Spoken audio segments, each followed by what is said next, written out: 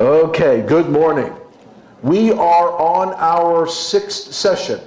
The video editor loves when you say this is the sixth session. It makes it very easy for them. And so this is our sixth session of covering Jewish history with an emphasis on the post-biblical time periods. When we left off, we were talking about your fave and mine, the Maccabees. The Maccabees are like rock stars in Jewish history because Jewish kids, especially in Western countries, are looking for heroes in the face of the onslaught of the larger culture. Particularly is this expressed during Christmas time. In America particularly, the culture that I'm most familiar with, we are inundated from late September onward with images of Christmas coming. And Jewish kids are not immune to this. And so the story of Hanukkah was always there, but it has risen to much greater prominence because of the simple desire to put before Jewish kids the idea that, yes, we have our own heroes as well. We have a bright, beautiful holiday. They've got one day, we got 8. And so there were Jewish kids who benefited from that. Our kids certainly did. 8 nights of Hanukkah, 8 gifts, and they increase in value as time goes on. That's at least, that's what our son told us has to happen. We had discussed the basic background of the story of Hanukkah. Basically, it is the story of assimilation, yes or no. One of the, and there are sub-themes in Jewish history, and these are going to pop up from time to time. One of the sub-themes of Jewish history is, should we or shouldn't we assimilate? Assimilation means that while you are Jewish in culture, in religion, when you are living as a minority within a larger group, to what extent do you or do you not assimilate? Do you adopt the dress styles of the people amongst whom you live? Do you adopt their music, their culture? Do you adopt their food? Do you then go all out and intermarry with them?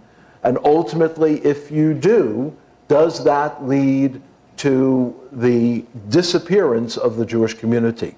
These are not theoretical issues. Pick up any Jewish periodical, and you will see this is the hot button issue of the last 30 years. Will the Jewish people disappear? Will assimilation take us? There was a time at the turn of the century where it was imagined that the rise of moderate Judaism, if you go from right to left, on the right you have the most orthodox form of Judaism, traditional Orthodox Judaism, which is directly descended from the Pharisees. In the early 1800s, a group of intellectual Jews in both England and Germany around the same time said, the Orthodox will never change. We don't have anything in common with them. We're educated people. We teach in Berlin, we're in London, we're in Paris. Forget them. They are a relic of the past, the Orthodox. We are modern Jews. After all, it's the year 1820.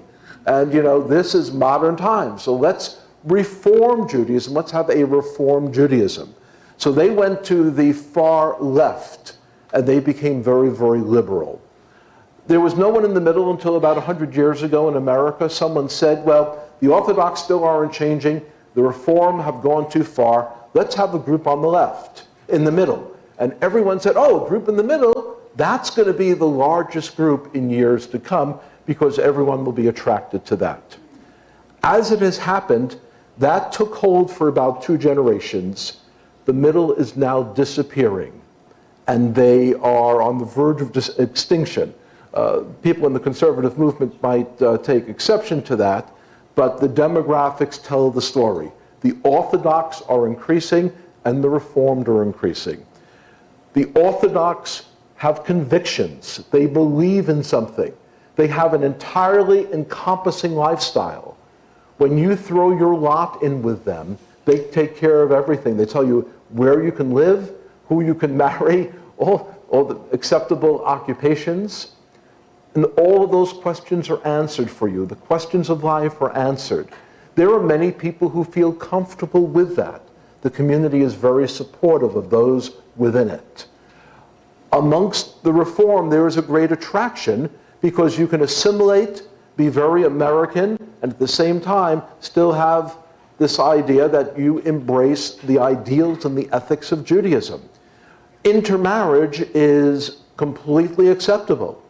The leadership of a number of Reform Jewish organizations is held by individuals who were not born Jewish but converted according to Reform Judaism and are now rabbis, cantors, scholars within Reform Judaism.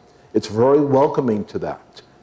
The folks in the middle who tried to keep a balance encountered the idea that people were saying, well, if I'm going to be Jewish, then I'm going to really be Jewish. But if I want to eat pork sandwich, I'm going to have to go with the Reformed. There didn't seem to me much of an attraction. Throughout, and that, while that describes the last 50, 60 years, that has always been, in Jewish history, the conundrum, the question before our Jewish people. And it came down to a head in this question before the Maccabees of Hanukkah. Will we assimilate with this Greek culture? The Greek culture is very attractive to the eye. Here's the latest toga styles, okay? It looked very nice. Oh, razors? Sure, for that sleek look. Many people were attracted to that. And so it always held an attraction, and young Jewish people who were immersed in a Hellenistic society were attracted by the physical beauty of that culture.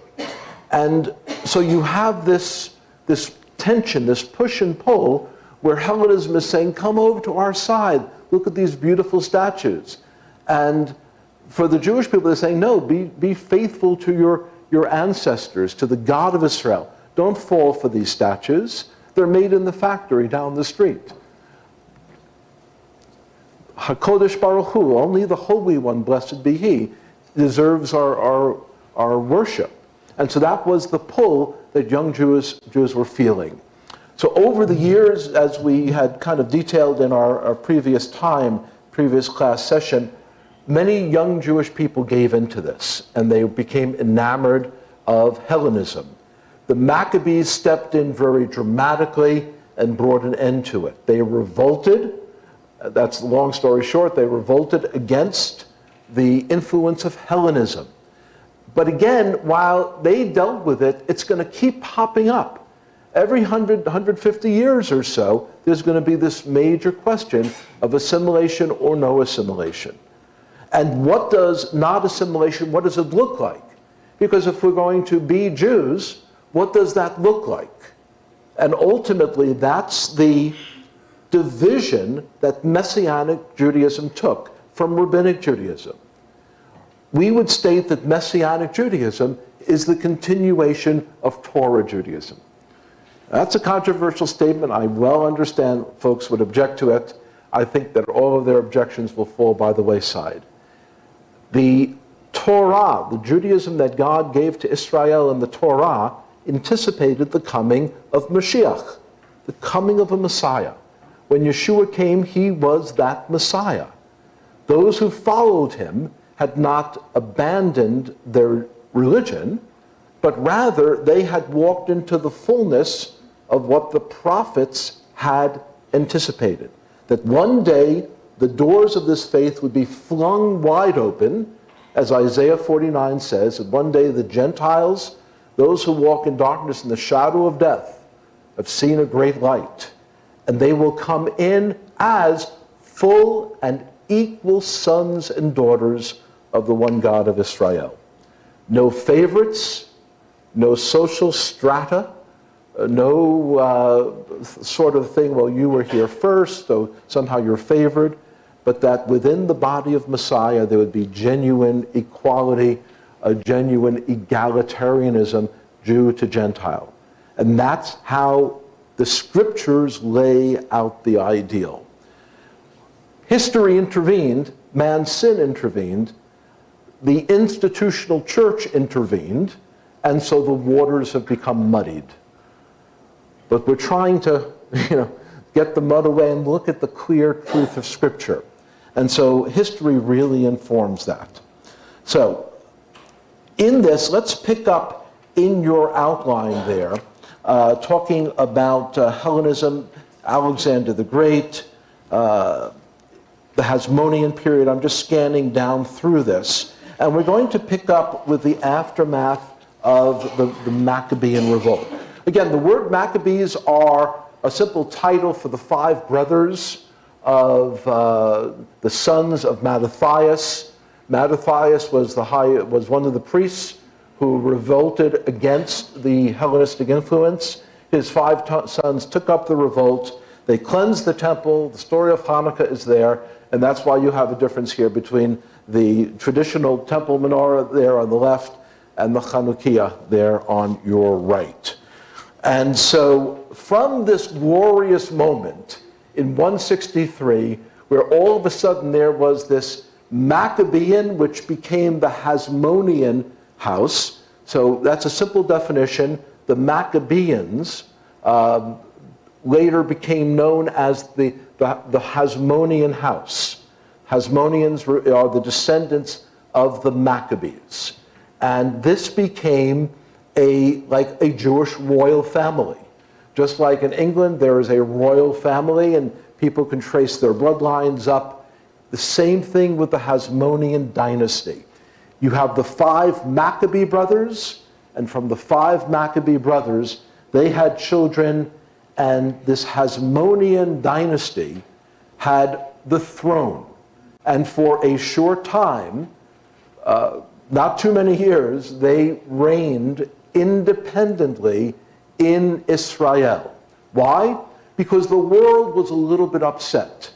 The Romans were ascending in power, the Greeks were falling back in power, Persians were always threatening, Egyptians threatened to come up. So the world was a little bit off kilter. There was no one gigantic world power, and so the Hasmoneans were now able to carve out a Jewish kingdom, an independent Jewish kingdom in the Jewish land. And so in your outline there, we are, again, Roman numeral 11, talking about the aftermath of the Maccabean revolt. With that revolt, you have the rise of distinct political parties. There's a little chart there in your book, in your booklet. So the Hasmonean period, we're dating from about the year 135 onward. We don't have time to detail a lot of these in the immediate aftermath of the Maccabean revolt. The Maccabees revolted, there was an independent kingdom. Then the Seleucids threatened to come back. It is exhaustive reading because there's a lot of minutia. So you need to kind of look for the big picture. And the big picture is that by the year 135 BC, and you see this on the overhead there, by that year 135, the Hasmonean house is solidly in power. They have repelled the Seleucids back to Syria. The Ptolemies were beaten back to Egypt. Rome is at bay. Greece is at bay. And now the Jewish people have a little breathing room. When things get easy, corruption creeps in. You have this godly ancestor of Mattathias the priest, who drew a sword from one of the soldiers and said, "Who is on the Lord's side, follow me." So he is the paradigm of godliness, of self-sacrifice. He was going to defend the name of Jehovah against paganism. His 5 sons took up the battle. But you could start to see the seeds of corruption amongst his 5 sons. Not all of the 5 sons were equally nice guys. Okay? Once you get beyond Jewish History for Children 101, you start to read the real stuff. Some of these guys were very self-centered. Some of them actually had admiration of Hellenism. Some were not willing to compromise with the togas, and others were willing to compromise. And so you now have this period of inter-family rivalry within the Hasmonean household that blows away anything on daytime drama, okay? It is the intrigue, the backstabbing, the romances, sibling against sibling, father against son. It is astonishing. It is actually shocking. When I first sat through this course some 35 plus years ago, Arnold went through a long list of which brothers killed other brothers.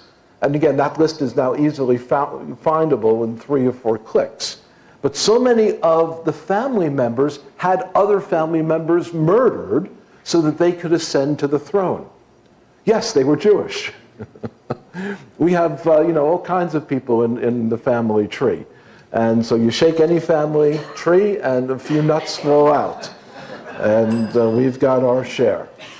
And so in this Hasmonean period, you have, again, the first generation is the founder. He is Mattathias the high priest.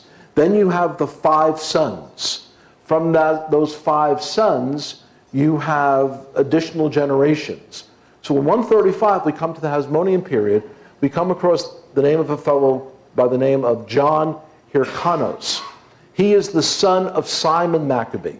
So Simon Maccabee is one of the 5 brothers, and John Hyrcanos is the son of Simon Maccabee. In other words, he is the grandson of the faithful, godly priest Mattathias.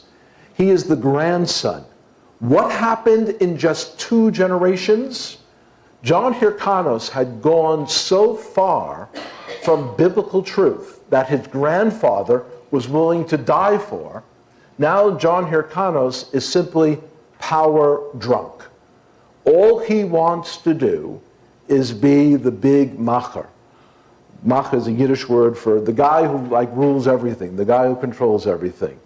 He assumes the title of both prince and high priest.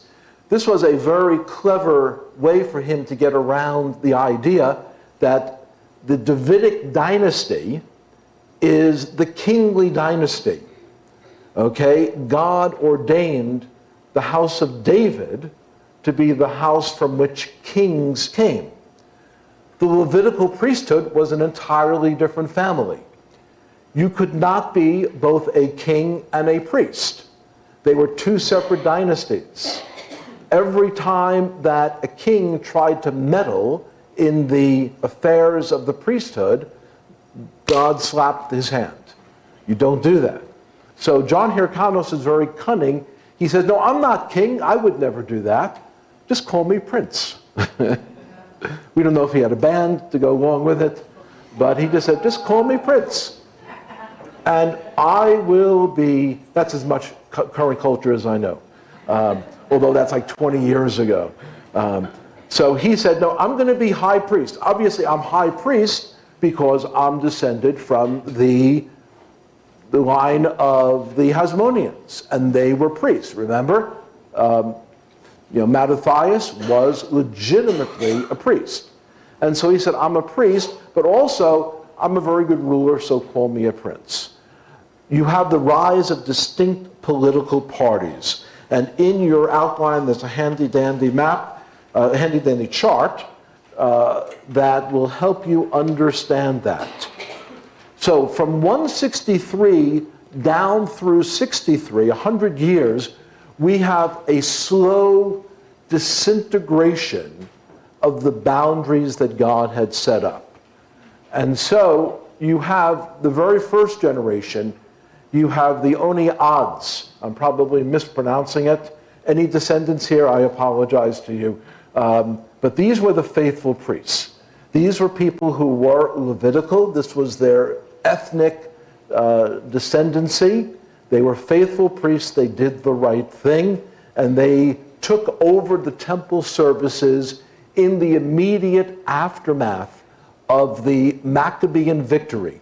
They makied the temple, they made it all clean, and they set all the sacrifices in order. So far, so good. But then, come down 20, 30 years or so, you have this rising class of scholars. Well, of course you do, because the scholarly class got its start in Babylon. These are the rabbis. These are the individuals who said, listen, we're here in Babylon, we don't have access to the temple, it's destroyed, so why don't we have a Bible class for the kids, since we have 1 day a week off? You know, we're working, 52 hours a week, but the Babylonians give us 1 day off, so let's take advantage, it's our day, let's have a Bible school for the kids. Who's going to say no? It's a great idea. Yes, let's have a. Who's the guy who's most knowledgeable about Jewish history? Okay, Moshe, fine, you come and you be the teacher. Eventually, Moshe taught other people, and that is the start of the rabbinical system. You have a start of rabbis who were able to teach the word. They are not priests, they are not Levitical, they are laymen who love the Lord. They are godly people for the most part in the early years. In the early years, they took up the task of teaching Bible because they loved the Lord. They loved His Word. It was a good thing. So that it was not something that started off wrong with bad motives. So the early scholars had the right motivation. They started out right. But then were released from Babylonian captivity. We're now in the land, and now we're beyond the Maccabean revolt. The institution of scholars had become formalized. There was a growing body of tradition that was no longer optional. Jesus himself said to the Pharisees, to the descendants of this scholarly class, he said, you make of nothing the things of God because of your traditions. This is the time period when the scholars started to put in place a body of traditions through something that they called the oral law. Moses received from God on Har Sinai, he received the written Torah, and he wrote down those 613 rules and regulations. So far, so good. But when you are now tasked with teaching those, and you start to add to God's law and make up your own rules, your own traditions, and people say to you, by what authority are you adding to God's word? You hatch in your minds a bubemaisa. Okay, that's a Yiddish word meaning a fake story. Bubi is your grandmother. So you make a maisa, you make a story out of it. You make a story. Oh, don't you know that in addition to giving the Bible, Moses also leaned his ear over and God said, I'm going to whisper to you a second law. I'm going to whisper it be'al peh. It's a